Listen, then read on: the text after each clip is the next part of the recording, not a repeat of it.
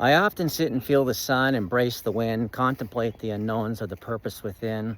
Looking out, this is what I see. Behold, the sun is gold and the grasshopper leaps, but none are as bold as that caterpillar who creeps. And what to behold between the reeds, shimmering gold butterfly wings. Each breath is a pause to consider oneself. We aren't much different, you and I. Some walk the lands, some soar the skies, some swim the seas, equally sharing all these moments passing by. I look within myself and I see a pure truth. I know from whence we came, we shall return. We exist here like a gentle rain caressing the earth. We exist with a purpose to learn. But what of our Creator who sees us in so many ways? Beneath the earth, seas, skies, beneath the sun's rays, He sees us. The sea worries for the precious drops carried afar, but there is a purpose to knowing who you are. All return to the ocean from whence they fell. All carry a story, a sacred journey to tell. So who are you amidst the world's noise? Are you at another seas? Are you at another fills? Or are you the dream within your heart, whose light reveals warmth, love, and compassion? It's time to show kindness. It's time to let the Indigenous peoples define their own destiny and their own future. Lift your systems off of them. Lift your burden off of them. Let them be free. Chi-miigwech.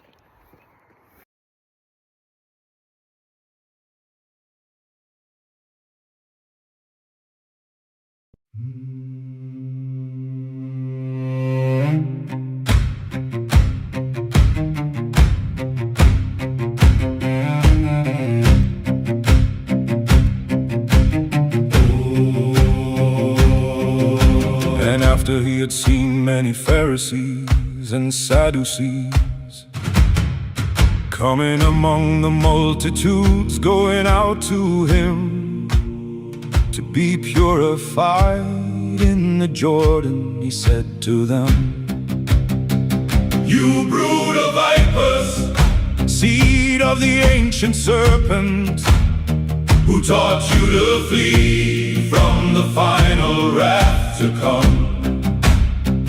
Bear fruit worthy of repentance and teshuvah, and do not begin to say in your hearts, we have Abraham as our father. Behold, I say unto you, God is able, even from these very stones, to raise up sons unto Abraham."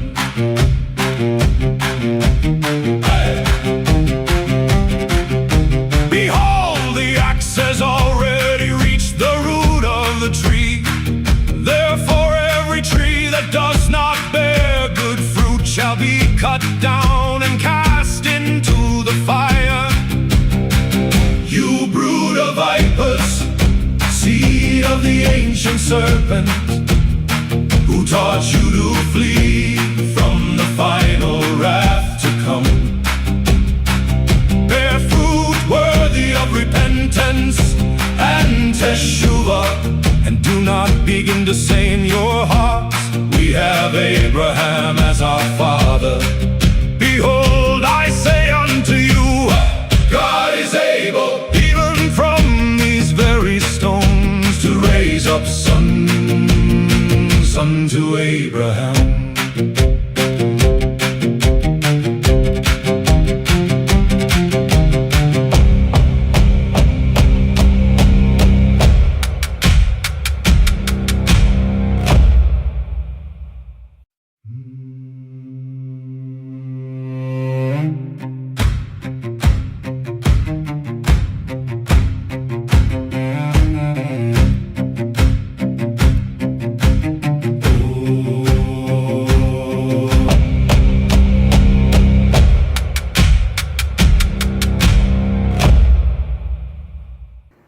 Nini Nanawe Magan, David Taylor and Indigenous, Ogima Sanjab, Midigao Gichida, Joshapan Nisha, Nendigo Ojibwe Mom, Adik Nindu Dem, Abya Yala, Nindun Jaba. I am and you are, we are the living land. It has become increasingly clear that the Indigenous and non-Indigenous peoples across the United States and Canada stand on fundamentally different foundations of understanding. This divide is not merely historical, it is moral, experiential, and ongoing. On one side are peoples whose histories are carried in their lands, families, and lived memory. Histories of invasion, displacement, suppression, and survival. On the other are populations who have inherited narratives that soften, fragment, or erase those realities. The tragedy is not only that this divide exists, but that those who have inherited incomplete histories often resist listening to those who have lived the consequences. Instead, a false equivalence is asserted, opinions presented as though knowledge, experience, and consequence are shared equally. They are not. Entire nations, languages, spiritual systems, governance structures, and futures were systematically suppressed or overwritten. These were not misunderstandings, they were structured expansions of power. European settlers entered lands already inhabited by organized sovereign peoples and declared themselves the authority, reshaping those lands through force, laws, and imposed systems. The contradiction is simple when viewed plainly. No modern nation would accept foreign populations establishing control within its borders, displacing its people, and redefining its laws. Yet this is precisely how much of North America was formed. And still, the moral language used to describe such actions remains uneven. American and Canadian societies often speak with conviction about foundational rights to the world. Freedoms of speech, religion, identity, and family. These principles are treated as universal and inviolable, yet history reveals a stark contradiction. Those same rights were repeatedly restricted, redefined, or denied to Indigenous peoples. Families were separated and are separated through boarding and residential school systems. Languages were suppressed. Spiritual practices were outlawed or replaced. Identity itself became regulated, not by community belonging, but by administrative definition. Even now, Indigenous identity is routinely reduced to fractions. The question is common: what percentage are you? This reflects more than curiosity. It reflects a system that has attempted to define existence mathematically, to tell a father and a son that they're not the same. These classifications have divided families and separated children from parents and denied recognition to individuals within their own communities or families. Those who accept such systems pressed upon us would never tolerate them if applied to themselves, where identity, family ties, or belonging could be recalculated, diminished, or revoked. The frameworks used to define Indigenous identity today were formalized largely in the 20th century, particularly in the 1930s, when blood quantum standards and imposed constitutions were introduced. These were not Indigenous systems, they were administrative tools. Now those tools are showing their limits. There are three branches of government in the United States. There is the judicial, the executive, and the legislative. All three of them are the federal government. When Congress recognizes a tribe through a treaty, they are constitutionally recognized by the federal government. When case law rules that standing is still in effect, that is the federal government recognizing them. However, there are those that receive services from the Bureau of Indian Affairs under the Department of Interior. Across these 574 tribes, a growing number are shifting towards lineal descent. The number is now 300 of the 574, recognizing that identity is relational and communal, not fractional. For the first time, hundreds of tribes now use or are moving towards lineal systems rather than blood quantum.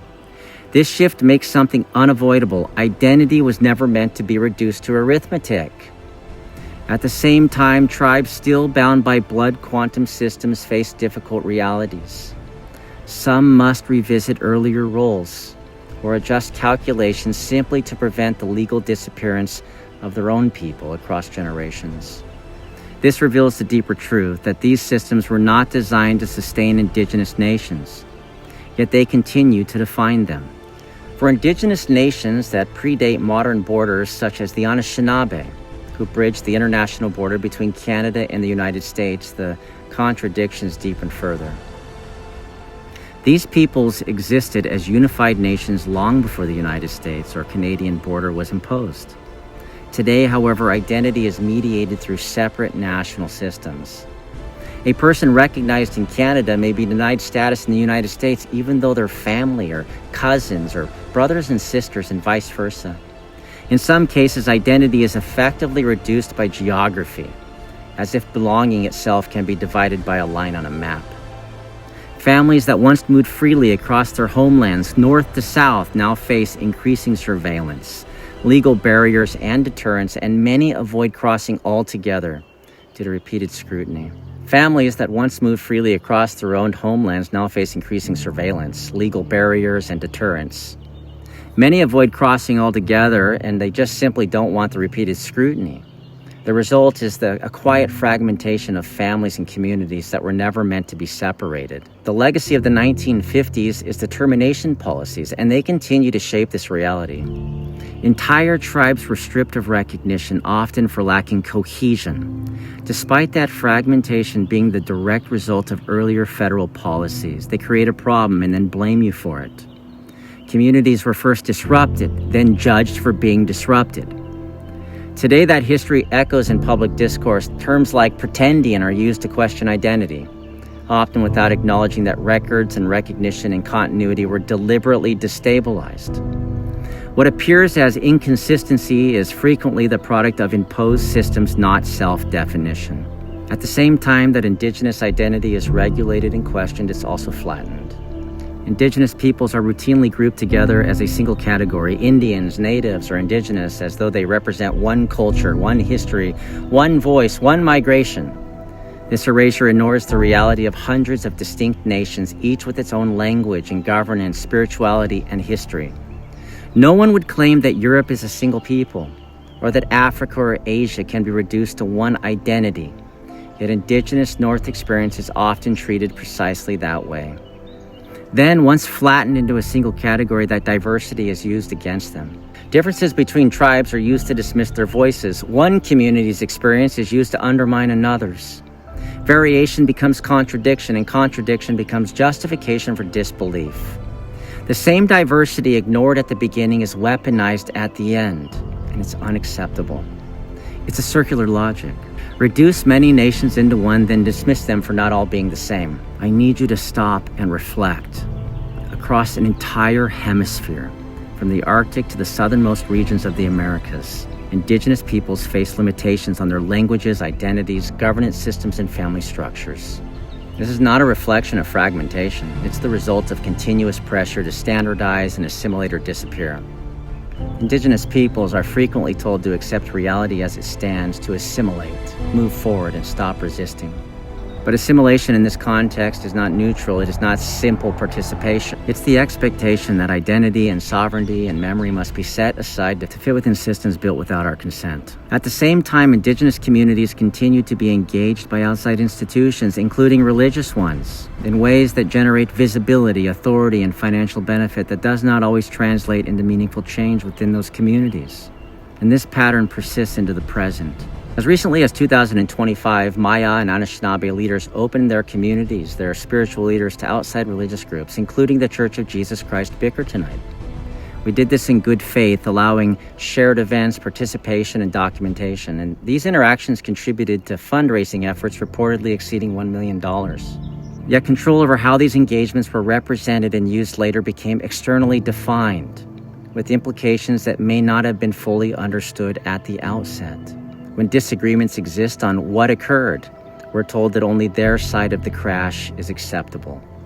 And this is a continuance of what we have experienced for hundreds of years, that our view on what has occurred doesn't exist. It's not acceptable. There's something wrong with our ability to comprehend, no matter how much education we get or how many degrees we get or how cleanly we speak your language. Our voice is diminished when there is confrontation, and it involves those who are Indigenous and those who are not Indigenous. So whether examined as a single instance or as a broader part of a pattern, the consistency remains that Indigenous communities extend openness and participation, while narrative control and resulting benefit are often retained elsewhere. Visibility is created, but conditions remain unchanged. There's a lot of support, but nothing changes because the support never comes. In recent years, there have also been efforts from within Indigenous communities to bridge the divide, to extend understanding, even towards those institutions that have historically caused some of the deepest scars and harm. Among these efforts has been the sharing of a sacred knowledge and tradition across nations of the Americas that include the teachings connected to a peacemaker, a figure in tradition that appears in different forms across multiple Indigenous cultures. These shared traditions do not erase differences between nations, nor do they require uniform belief. Rather, they reflect the principle of coexistence, that one people's truth does not need to invalidate another's for unity to exist. Within many Indigenous frameworks, unity is not built on sameness, but on mutual respect.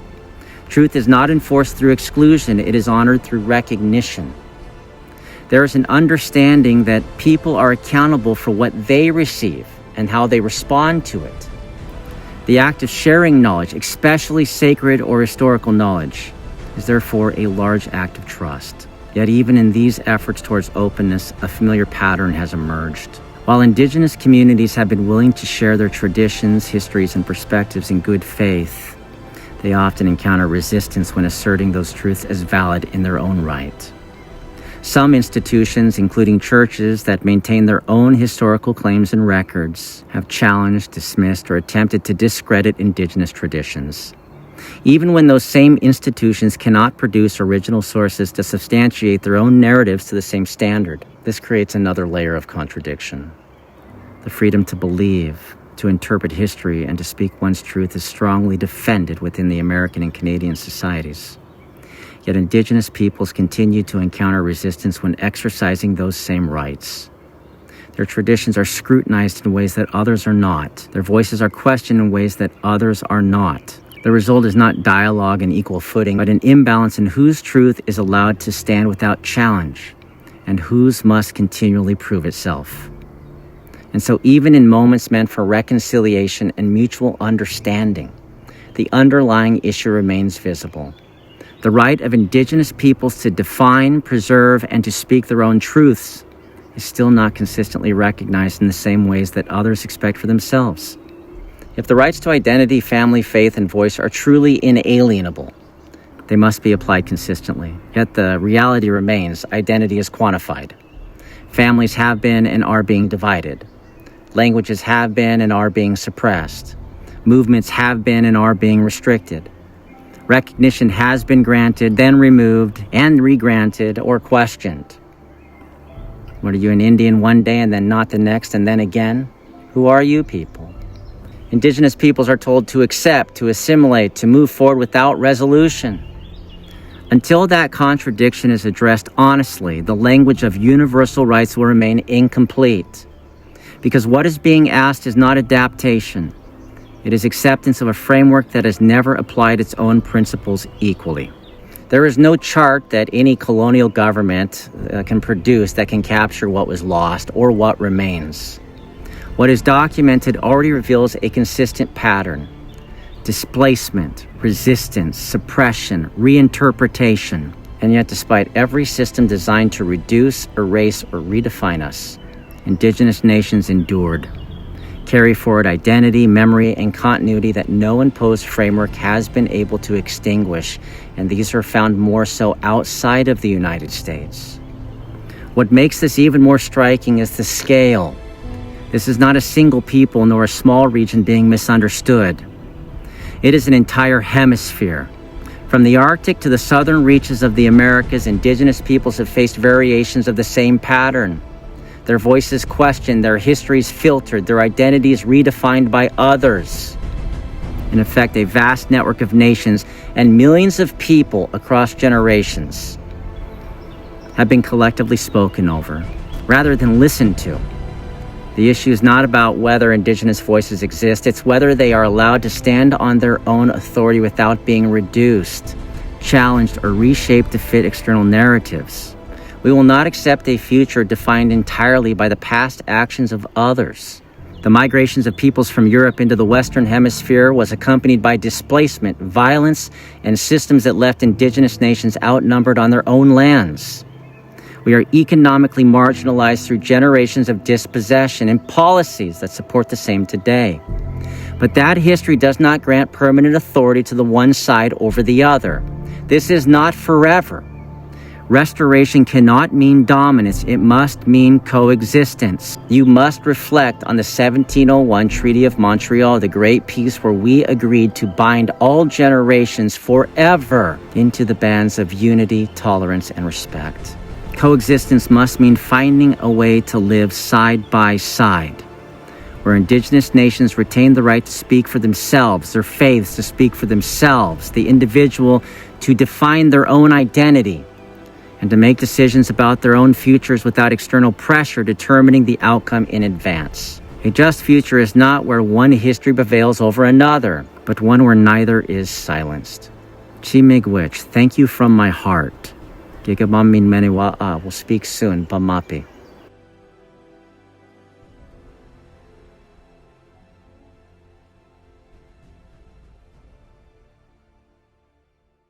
Wikano Shiano.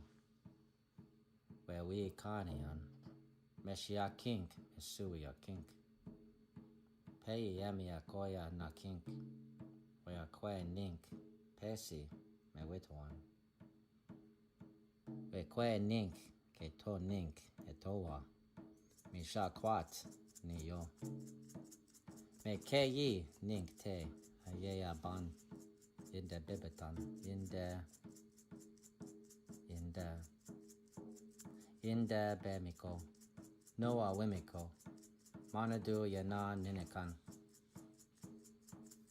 Miss Shaya Yake, she de Bogin de Nung, Geshe Godong.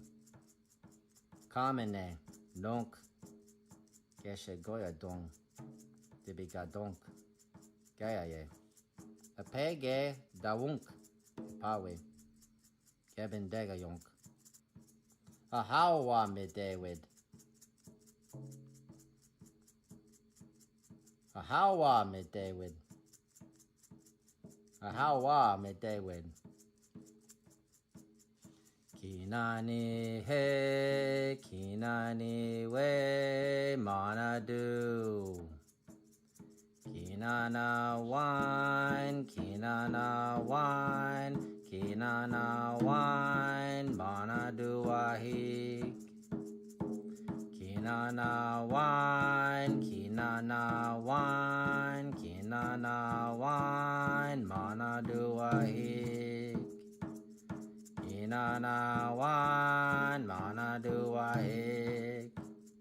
Gejiki kawi damune, Gejiki wida munade, Gijiga wida munade, Gijiga wida munade. Wane ho ho ne geshigoni, Kosa we heya wani shina. Wane ho heya ne geshigoni.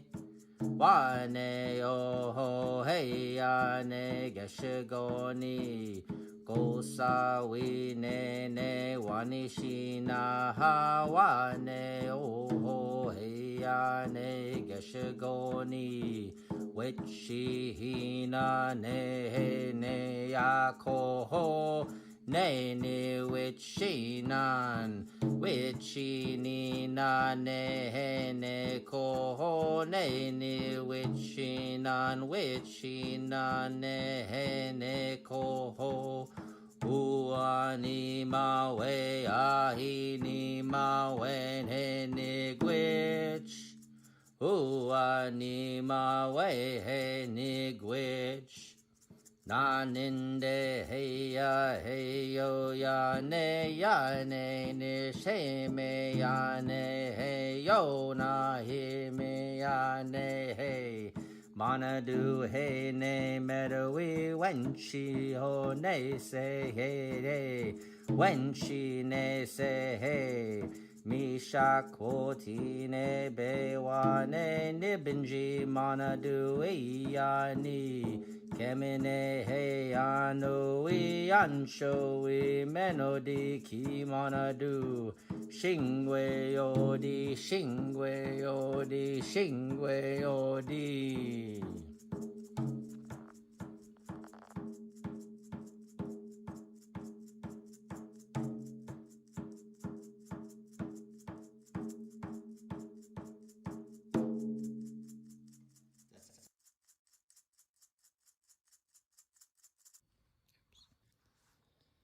Kandeo wani toe yani kandeo wani ineni manadu yani ne na shimote hey manadu we hey midway te we megawai me shoko dunke hey nemegi sim sungis ni de wit kani he winno wo he shi wat manadu ishik Ho ba mi de, manadu, na wa gi jik.